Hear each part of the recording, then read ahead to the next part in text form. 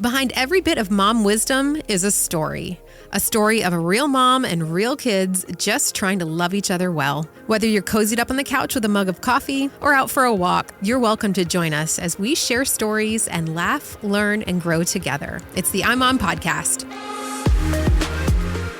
Welcome to the iMom Podcast. Chloe and Susan and Megan and Abby, we're all here again today to talk about a pretty heavy topic, but one that I think is very relevant for our kids today, and it is pornography. So today's episode is My Kids Saw Porn, Now What? And Megan is sharing today's story. So I'm just going to paint a little picture for everyone. It's 1998? I don't know, Susan, you probably remember better than I would, but I was probably in like 4th or 5th grade. And I think everyone at that day and age was taking literature. And so in our literature class, we were studying, I don't know if it was Roman or Greek mythology. Anywho, we had to do an a book project on something. I don't know if it was like the Odysseus or the Odyssey, or maybe that was even too advanced for that grade. So I had to do a class project, and I had like Aphrodite or something like that as my Greek mythology character. And so we had like one family computer. It was those massive, dial-up, massive computers. Like 3 feet away from the wall. It was in our what? It sits like 3 feet away from the wall because the back is so deep. Exactly. Yes. Love it. Yes. And we had one computer. It was in the family room, and so I get on to, do my class project. And of course, being the dumb little 4th grader that I was, or 5th grader, I type in like I don't know what I typed in, like pretty girl or like beautiful woman or something like that. And this was when, the internet had just come on the market or whatever. And of course there was no like blockers or anything like that. And so of course, some of the first like images I got were very graphic pornography. And I didn't even know what pornography was at the time, but obviously I knew it was graphic enough that I knew I saw something bad because it was a girl naked in very inappropriate positions. And so it really freaked me out. Fortunately, someone picked up the phone in the house and disconnected you from the internet and you got bumped off the internet. Yeah. And I don't even know what I did, Susan. I mean, did I come to you? I think I was just kind of like freaked out, and I was like, what just happened? Yeah, you did come to me because you're a chicken, and I like it. A chicken? Oh, okay. A 4th grader sees that, and it's like, no, not a chicken. That's the wrong word. But you were so super cautious about everything that, yes, it freaked you out. Do you remember, Megan, like what was going through your mind? I just landed on it, and I was like, whoa, what is that? And then I was like, oh my gosh. It traumatized me. I don't remember what was going through my mind. I just remember being like, what is that girl doing? And then it wasn't a video. It was just a picture. And I was like, oh my gosh. And I was so freaked out. I remember the image to this day because I think it's burned in my brain, unfortunately. But I was so, I don't know if I was naive or the fact that I was just young and I didn't know what that was, but unfortunately, I think I had to learn about pornography a lot earlier than I needed to and would have liked to, because I just didn't understand what she was doing. Right. Yeah. And now, fast forward, however many years later it is, now it's not just a family computer. I mean, kids have tablets and phones and things. And so that's why we're seeing so many more children seeing pornography at a younger age. The average age now is 12.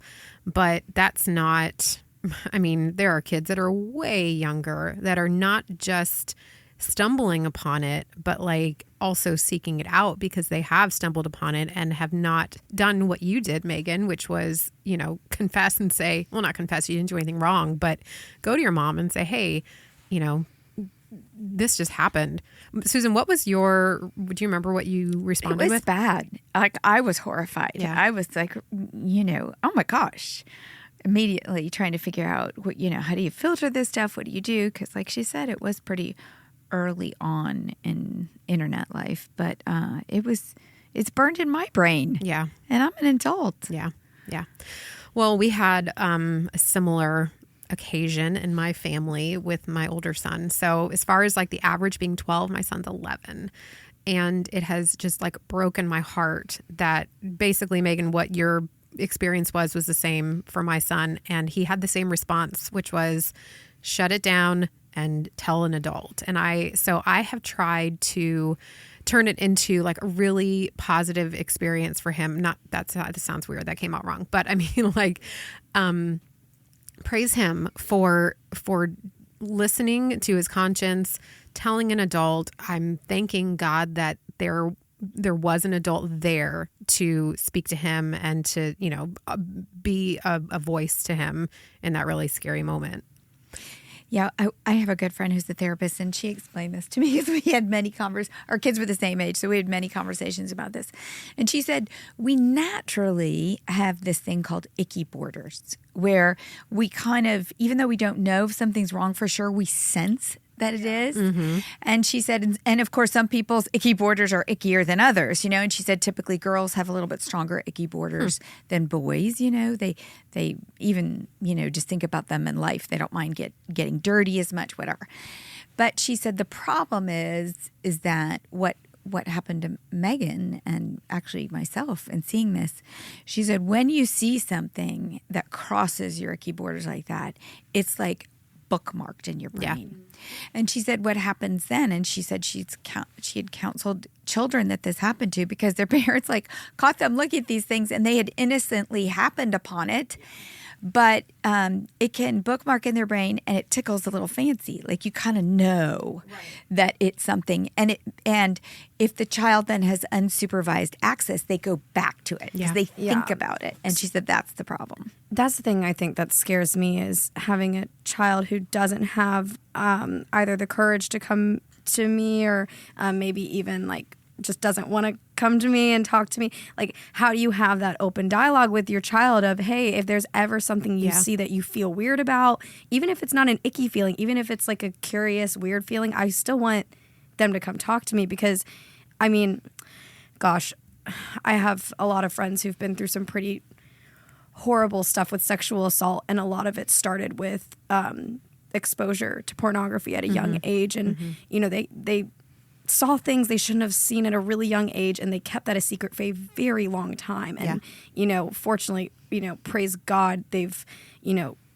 talked about things and have healed from those experiences. But I just think that it's so common that younger and younger kids are being exposed to things. And statistically, it's like 88% of scenes in pornographic films have acts of physical aggression. And so if kids are able to watch that when they're young and when they're forming their idea of what sex is and what is normal, then obviously that is going to affect that. Mm-hmm. Susan, what you said about that curiosity. So my first exposure was not the internet because it wasn't 1998 when I was babysitting. Like we didn't have anything in my house, but I was babysitting and the dad of the kid that I babysat had Playboys or whatever they were.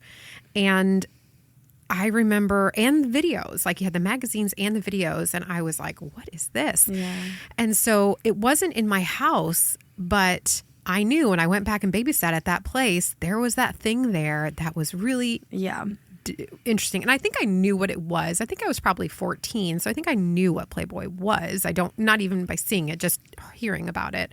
But it became this thing that was, maybe because I never talked to my parents about it, it became like this weird, like forbidden, and, like tantalizing thing, And fortunately, like it was not something that became an issue for me, but I could totally get it. It does spark those little things in your brain, these synapses or whatever in your brain that tell you, go back and look at it again, go back and do it again. Well, especially if you are in that age, like middle school, where you're developing. Right. You've already got hormones going crazy in your body, and then you see that, and it's kind of like double whammy. Yeah. Well, and I think it can go that way for some people. Or in my situation, I had to learn all about like the pornography industry and human trafficking and like the really dark, horrible side of, I mean, it's all horrible, but I had to learn all about that side of it. And that to me rocked my world, because I just did not realize like that went on in the world. And especially at a young age,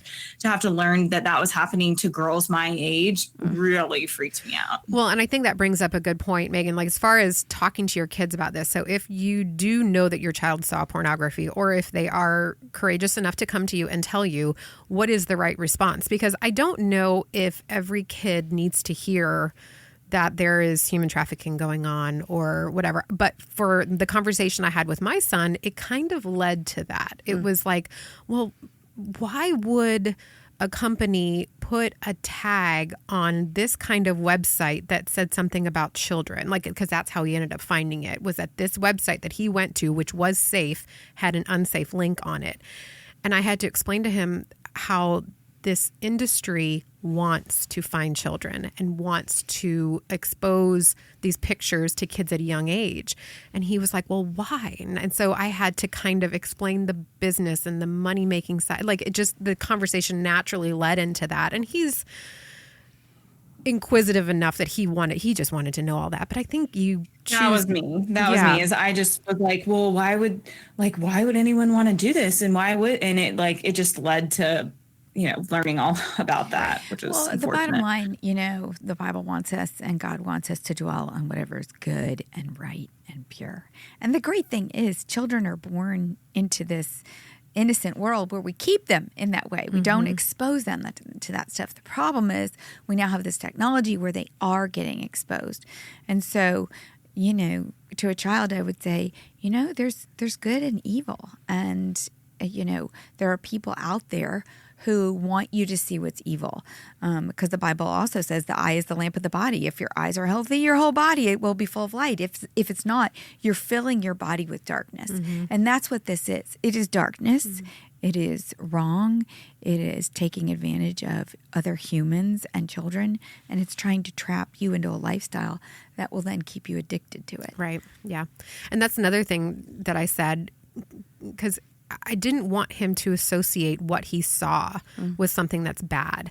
I said, you saw a woman's body, and a woman's body is not a bad thing. It is a beautiful thing, but it is not meant to be looked at in this way. So it's kind of like you're having to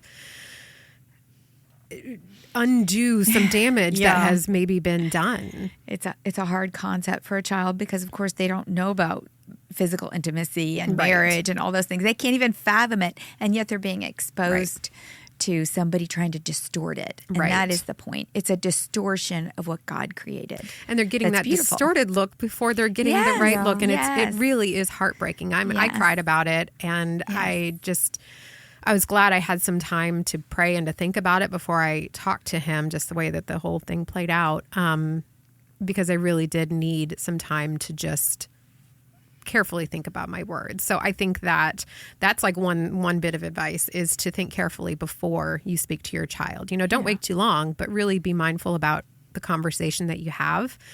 I think that it can open a door, though, to a lot of conversations going forward, and that's what I'm thankful for with my son. I'm like, we already were talking about sex together and like the body and stuff for the most part, but now we really, I think, feel more comfortable having these conversations, and I don't want that conversation to ever stop. So I think too, not reacting. Like we've talked about this so many times, but it is such a shock as a mom when you see, this happened, shut it down. Like you said, throw it out. But not reacting, saying, I'm so sorry you saw that. Yeah. That was never intended for your eyes. And this is, like you said, somebody trying to make money off of something that's supposed to be good and making it. Yeah. Well, fortunately, we had already read the book, Good Pictures, Bad Pictures. We read it a few months ago. And I can't recommend that enough for parents. And if you're like, no, my kid's too young, there's a young child version of it and then like a bigger kid version. I think we read the bigger kid version. But it's not like, my kid's going to find out what pornography is. And yes, they do say the word and they do identify what it is. But it's really more about teaching your child what the brain does when it experiences things that it likes, like sugar or whatever, it sends these little signals, and then it connects that to seeing a picture that it's not quite sure if it likes, but this little thing goes off. And so it just helps them understand why this good quote, good feeling that they have might not be something that they need to go after again. And so I was just really grateful that we had already read it so that it didn't necessarily feel like a punishment that I was then reading it to my kids. So I would recommend that to anybody, and we'll put a link in the show notes to that book. And what a great way, like title, because the reality is even driving down the street, you can see a billboard that is just about pornography. So bad picture. Yeah. It's everywhere. It's not just on the internet. Right. Yep. Yeah. So that's like younger kids. What about big kids? Like, Susan, did you have to have, or what kind of conversations did you have with your kids as teenagers? Yeah. So the girls, I don't remember that we had that many because we kind of had that happen and talked about that. The boys, my husband to this day will occasionally have conversations with our sons just because every once in a while he gets really convicted that, gosh, because of what we do, the research we do, he'll read something. Or I can't tell you how many people come to him and, share with him their life story and how it has really put their family through difficult times. So every once in a while, he'll still have conversations with our boys about what they look at and guarding their eyes, guarding their heart, doing it, for their future wives and just for the health of their relationships with women. Yeah. On Covenant Eyes, some statistics here. 57% of teens search out porn at least monthly. And this survey they did, 24% of teens and young adults believe not recycling is worse than viewing pornography. And what's that number? About 25%. 24% of teens and young adults believe not recycling is worse than viewing pornography. And I think that kind of sums up like one of the bigger issues is that adults, if we're the parents here, so many parents don't think there's anything wrong with it. So why keep your kids from looking at it? I think that we could all agree like a 7-year-old looking at it is one thing, but some parents I don't think are dissuading their teenagers from looking at it. To think that it doesn't matter? Yes, it does matter. Right. And I think it sends kids down a path of not having healthy relationships and having expectations that are incorrect. So what do you think the issue with people seeing the severity of pornography? Because, we have a lot of content on iMom about the dangers of pornography. And, most of the comments and responses are in agreement, but the ones that aren't, it is that sentiment of this is, You're overreacting. You're or this is no big overreacting. deal. This is an imaginative response. Like kids are going to get into it or whatever. And like you said, Abby, it's not, I'm sure they're not talking about the 7-year-old. They're talking about the 14, 15-year-old. Right. So how do we really hone in on the severity of this? For us, pornography is bad at its root because it is not God's design for the body and for sex. For somebody who does not come from a believer's background, how do you argue it then? Fight the New Drug is a website that is not affiliated with any religion. And they have a lot of great research. And one of the things that they found is that people who consume porn tend to be less satisfied in their relationships, less committed to their partner, more accepting of cheating. Like there's a lot of research that shows that it is just not good for relationships. So the people who are defending it and arguing for it, I think are addicted, are justifying their addiction and, don't want to admit that they're doing something that's destructive. I don't know how to get through to that person to say, that food that you're eating is bad when it tastes really good. And it doesn't seem to be hurting them. I mean, that's kind of part of the issue with any addiction. Yeah. And do we end up do people justify what they want and rationalize it? Because I have several friends, people I know who've struggled with this in their marriage, and not one of them is glad that their husband is looking at porn. Right. But they're devastated. But don't many women say that they are? Yes. In the comments, there are, some responses saying that they are good with their husband looking at it. They'll watch it with him. They, which I know is a different conversation. Yeah, than the why do they kids, say but- it? Do they say it because they don't want to admit that it hurts them? Do they not know that they don't like it? Is it not being honest with themselves? Well, they might like watching it themselves. Yeah. I think that is part of it too, is, women, look at porn just as much, I think, as men. Well, so much of TV is soft porn now. Yeah. Well, and that's the other thing is It really is. Yeah. Yeah.